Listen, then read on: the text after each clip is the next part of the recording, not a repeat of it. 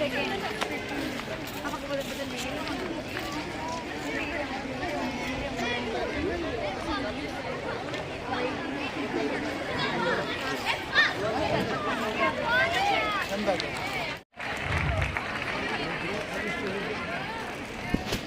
extend a warm welcome to our respected principal Dr. Behra Srinivasa onto the stage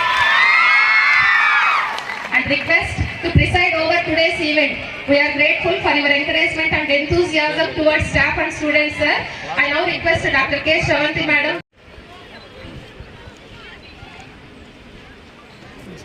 This is a symbolic moment of lighting of lamp that signifies dispelling of darkness and igniting love, thought and enlightenment.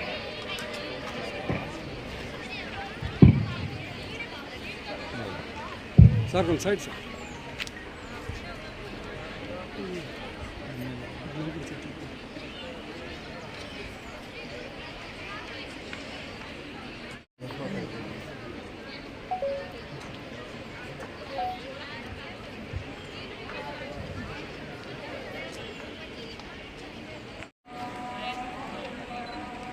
ప్రభుత్వ మహిళా polytechnic కళాశాల స్థాపించి 39 సంవత్సరాలు పూర్తి చేసుకొని ఈరోజు annual day మనం నిర్వహించుకుంటున్నాం. ఈ సందర్భంగా ఈ కళాశాలలో పూర్వ విద్యార్థులు ఇక్కడ చదువుకునే వారికి స్టాఫ్ అందరికీ కూడా నా శుభాకాంక్షలు తెలియజేసుకుంటున్నాను.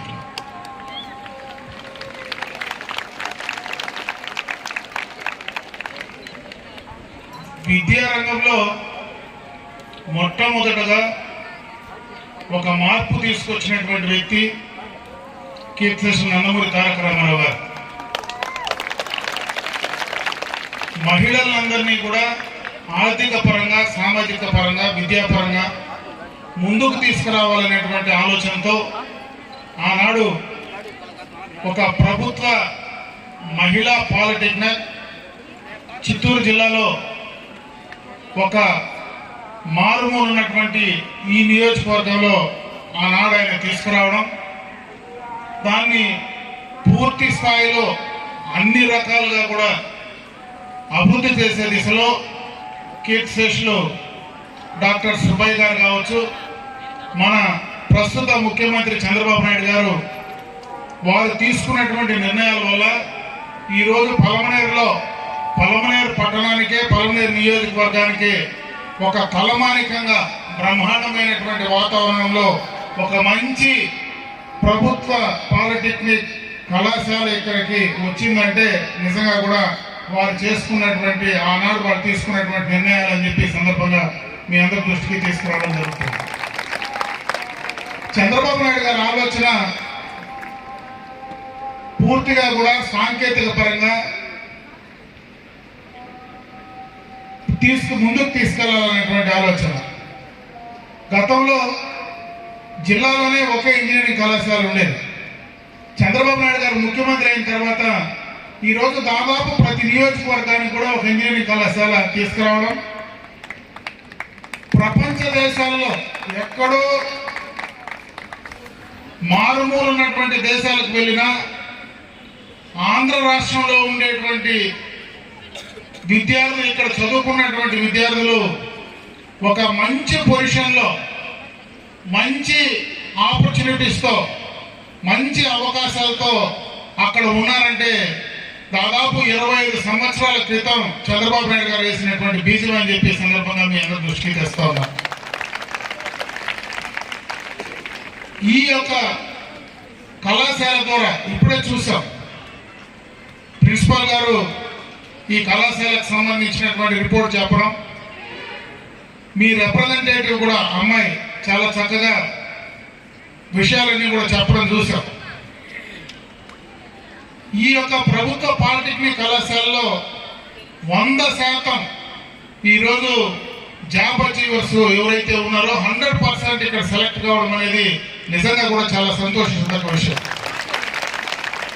ప్రత్యేకంగా మన ప్రాంతానికి ఒక ప్రత్యేకత ఉంది.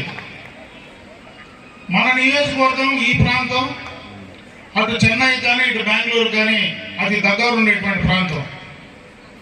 ఈరోజు పూర్తిగా కూడా కనెక్టివిటీ పెరుగుతూ ఉంది. ఈరోజు మనం బెంగళూరుకి వెళ్ళాలంటే దాదాపు 1.5 గంటల్లోనే మనం హొస్కోట్ చేసే పరిస్థితి ఉంది. ఈరోజు కొత్తగా కూడా మన చెన్నై బెంగళూరు ఎక్స్ప్రెస్ వే కూడా ఇక్కడి నుంచినే వస్తూ ఉంది. ఈరోజు చంద్రబాబు నాయుడు గారు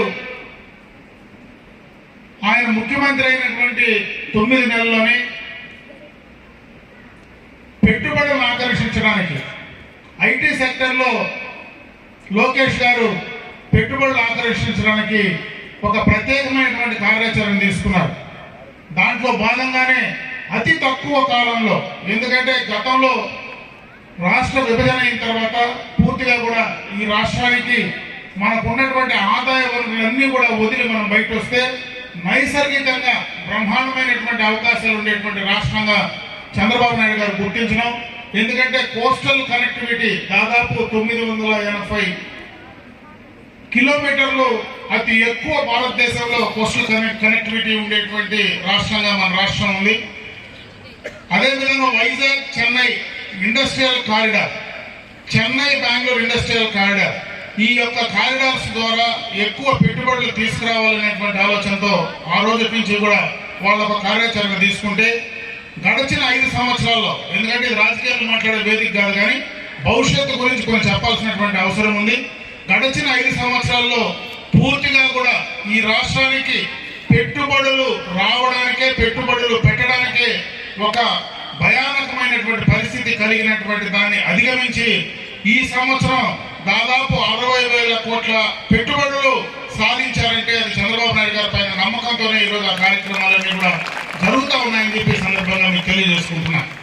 గతంలో 14 నుంచి 19 రాష్ట్ర విభజన అయిన తర్వాత ఎన్నో పెట్టుబడులు తీసుకురావడం జరిగింది. ఈరోజు బ్రహ్మాండంగా మీరందరూ కూడా ఇక్కడ పాలిటెక్నిక్ చదువుకుంటే ఈ రాష్ట్రంలో మనకు ఉపాధి అవకాశాలు పెరగడానికి చాలా అవకాశాలు ఉన్నాయి. ప్రత్యేకంగా స్కిల్ డెవలప్మెంట్ పైన ఒక ప్రత్యేకమైనటువంటి కార్యాచరణ ఈరోజు ఈ ప్రభుత్వం ప్రత్యేకమైనటువంటి శ్రద్ధ తీసుకొస్తా ఉంది. ఇప్పుడు మన తిరుపతి ఎయిర్పోర్ట్ పక్కన electronic manufacturing cluster 1 and cluster 2 రెండు కూడా గతంలో తీసుకొచ్చాం. గడిచిన 5 సంవత్సరాల్లో ఆ 2 క్లస్టర్లలో వచ్చినటువంటి పెట్టుబడులు కూడా ఖాళీ అయినటువంటి పరిస్థితి ఉంది. ఇదే జిల్లాలో రిలయన్స్ ఇండస్ట్రీని కూడా గతంలో ల్యాండ్ మనం ఇస్తే ఆ ఇండస్ట్రీ కూడా ఈ జిల్లా వదిలిపెట్టిపోయేటువంటి పరిస్థితి గతంలో జరిగింది. ఎక్కడో కాదు, ఈ రాష్ట్రంలో అతి పెద్ద ట్యాక్స్ పేయర్ ఏదైతే అమర్ రాజా ఫ్యాక్టరీస్ ఉన్నాయో, అమర్ రాజా ఇండస్ట్రీస్ ఉన్నాయో మన చిత్తూరు దగ్గరనే ఉన్నాయి. అటువంటి పెద్ద ఇండస్ట్రీ కూడా ఈ రాష్ట్రంలో పెట్టుబడులు పెట్టాలనేటువంటి, ఈ రాష్ట్రంలో ఈ జిల్లాలో పుట్టినటువంటి వాళ్ళు పెట్టాలనే ఆలోచన ఉన్నా అక్కడ పెట్టే పరిస్థితి లేకుండా దాదాపు 9,000 కోట్ల రూపాయల పెట్టుబడులు తెలంగాణ గత ప్రభుత్వంలో వెళ్ళాయి. అంటే పెట్టుబడులు ఆకర్షించడానికి ప్రభుత్వ పరంగా, ప్రభుత్వంలో పాలకులు చర్యలు తీసుకుంటేనే ఆ నమ్మకం కలిగిస్తే ఆ కార్యక్రమాలు జరుగుతాయి. ఒక్కసారి పెట్టుబడిదారులు భయపడితే ఈ రాష్ట్రానికి పెట్టుబడులు తీసుకురాలేకపోతే, పెట్టుబడి లేకపోతే చదువుకున్నటువంటి మీలాంటి విద్యార్థులందరికీ కూడా ఉపాధి అవకాశాలు పోయేటువంటి అవకాశాలు ఉంటాయనేటువంటి విషయం కోసమే ఈ సందర్భంగా మీకు చెప్పే ప్రయత్నం చేస్తున్నా. అదే కాకుండా ఈ రోజు సీడ్ యాప్ అనేటువంటి ఒక కార్యక్రమాన్ని కూడా తీసుకోవడం జరిగింది. దాని ద్వారా మీకు సాంకేతిక పరంగా, టెక్నికల్ గా మిమ్మల్ని ఇంప్రూవ్ చేయడానికి, ఎక్కడైతే ఈ ప్రాంతంలో ఏ రకమైనటువంటి పరిశ్రమలు ఉన్నాయో దానికి కావాల్సినటువంటి టెక్నికల్ గా సామర్థ్యం కలిగించే విధంగా వాళ్లకు దానిపైన ట్రైనింగ్ ఇచ్చేటువంటి కార్యక్రమాన్ని కూడా తీసుకోవడం జరుగుతూ ఉంది. అదేవిధంగా జాబ్ జనరేషన్ కానీ, ఎంటర్ప్రైజెస్ డెవలప్మెంట్ కానీ అవి రెండూ కూడా ఆ యొక్క సీడాప్ కింద కార్యక్రమాలు చేస్తూ ఉన్నాయి. దాన్ని కూడా మీరు ఉపయోగించుకోమని చెప్పి ఈ సందర్భంగా మిమ్మల్ని అందరినీ కూడా కోరుకోవడం జరుగుతూ ఉంది. గడిచిన 2014-19లో నేను 22 నెలలు మాత్రమే మంత్రిగా పనిచేశా. ఆ రోజే ఇంత మంచి కాలేజ్ మనకి ఇక్కడ ఉందని, ఇక్కడ అడిషనల్ గా 9 కోట్ల రూపాయలతో ఒక పూర్తి స్థాయిలో ఒక సపరేట్ బ్లాక్ ఆ రోజు మనం ఆ కార్యక్రమం కోసం శాంక్షన్ చేసి తీసుకొస్తే, శాంక్షన్ అయిన తర్వాత టెండర్స్ కూడా కంప్లీట్ చేసుకొని ఫౌండేషన్ వేస్తే గడిచిన ప్రభుత్వంలో ఆ కార్యక్రమాలన్నీ కూడా ఆగిపోయాయి. నేను మళ్ళీ ఎమ్మెల్యే అయిన వెంటనే ఆ కార్యక్రమాన్ని మళ్ళీ కూడా తీసుకోవడం, ఇప్పుడే మీ కాలేజీకి వచ్చినప్పుడు లోపలనే మీ యొక్క టెక్నికల్ ఎడ్యుకేషన్ డైరెక్టర్తో కూడా ఇక్కడి నుంచి కూడా మాట్లాడడం జరిగింది. మీ ప్రిన్సిపాల్ గారితో కూడా చెప్పడం జరిగింది. మళ్ళీ దాన్ని 11.5 కోట్ల రూపాయలతో రివైజ్ చేసి పంపించడం జరిగింది. దాన్ని కూడా పూర్తి స్థాయిలో ఇక్కడ తెచ్చుకోగలిగితే ఈ ప్రాంతంలో, ఎందుకంటే పలమనేరు ఒకటే కాదు కానీ చిత్తూరు ఒక మంచి ఇన్స్టిట్యూషన్ ఇక్కడ ఉంటే ఇక్కడ చుట్టుపక్కల ఉండేటువంటి వాళ్ళందరూ కూడా ఈ యొక్క పాలిటెక్నిక్ లో చదువుకుంటే అందరికీ కూడా మంచి ఉపాధి అవకాశాలు, మెరుగైనటువంటి ఉపాధి అవకాశాలు కలిగేటువంటి అవకాశం ఉందనే ఆలోచనతోనే కూడా ఆ కార్యక్రమాలు తీసుకోవడం జరిగింది. తప్పనిసరిగా కూడా ఆ కార్యక్రమాన్ని పూర్తి చేసే విధంగా చర్యలు తీసుకోవడం జరుగుతుంది. అదేవిధంగా ప్రధానంగా అప్పుడే మీ ప్రిన్సిపాల్ గారు చెప్పినట్టు ఇక్కడ కొంత మీకు త్రాగునీటికి వాడుకోవడానికి నీటికి సంబంధించినటువంటి సమస్య కూడా ఉందని కూడా చెప్పడం జరిగింది. దాన్ని కూడా పూర్తి స్థాయిలో చేయడానికి, ఎందుకంటే ఈరోజు మనకు ఉన్నటువంటి సోర్సెస్ అన్ని కూడా డ్రై అయిపోతా ఉన్నాయి. మనం మెట్ట ప్రాంతంలో ఉన్నాం.